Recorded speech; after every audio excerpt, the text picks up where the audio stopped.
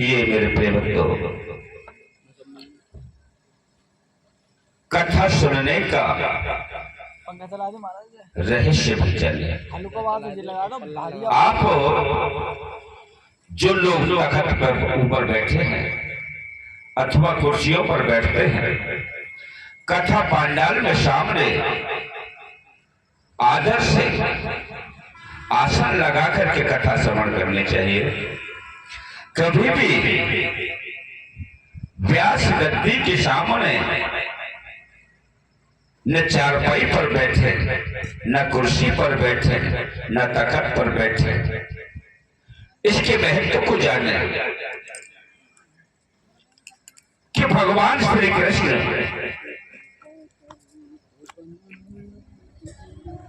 गीता में कहते हैं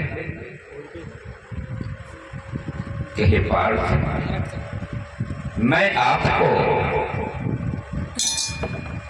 वह गीता श्रवण करा रहा हूं जिसके श्रवण करने से आपके हृदय चक्षु खुल जाएंगे।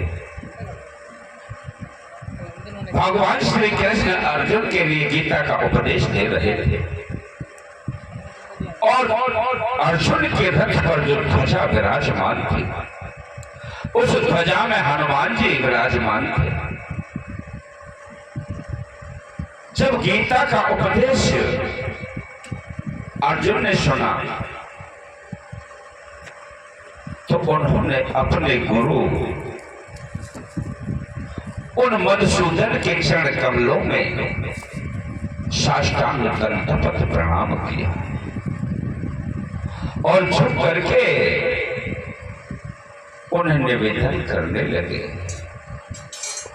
कि मैंने जिस गीता के सार तत्व को जाना है,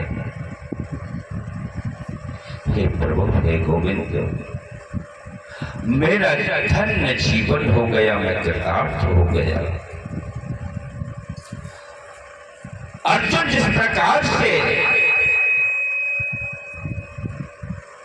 दंडवत कर रहे थे, उसी समय हनुमान जी भी कूद करके ध्वजा से श्री कृष्ण के चरण कमलों में आकर के बैठ गए। उन्होंने भी दंडवत प्रणाम किया। तो भगवान श्री कृष्ण ने कहा कि हे हनुमान जी, आप कहां से यहां आ गए, कहां से उपस्थित हो गए? क्या आपने गीता के उपदेश को सुना? हाँ प्रभु, हाँ। जितना अधिकार अर्जुन को मिला सुनने का, उतना ही मैंने प्राप्त किया। आपने कहां बैठ करके श्रवण किया? महाराज, मैंने जो अर्जुन का रथ है उसके ऊपर ध्वजा लगी हुई है, उसमें विराजमान था, वहां बैठ करके मैंने कथा को पूर्ण श्रवण किया। तो भगवान ने उन्हें श्राप दिया कि हे हनुमान जी, कथा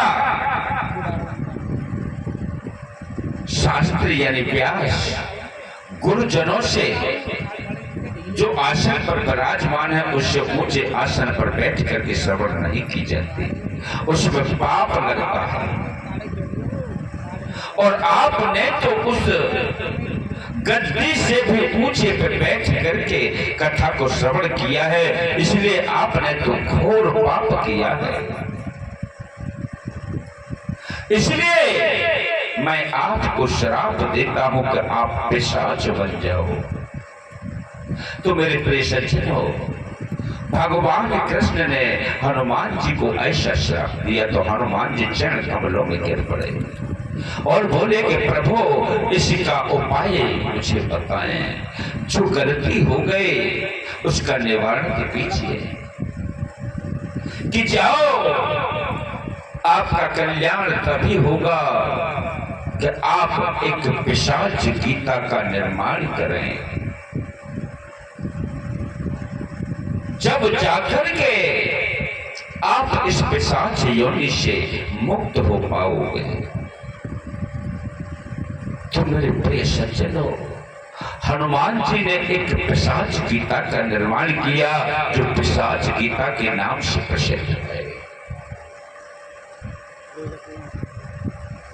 बोलिए गोविंद भगवान की